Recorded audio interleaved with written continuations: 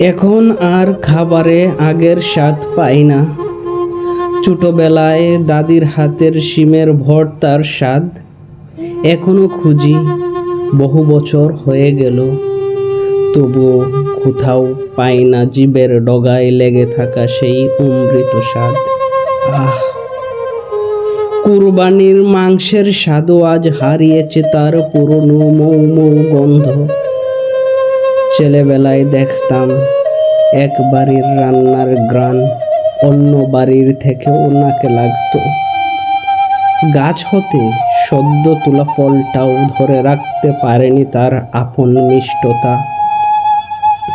বিল কিংবা নদীর মাছ কোনোটাই নেই তার নিজস্ব স্বকীয়তায়। সবই আজ স্বাদহীন লাগে।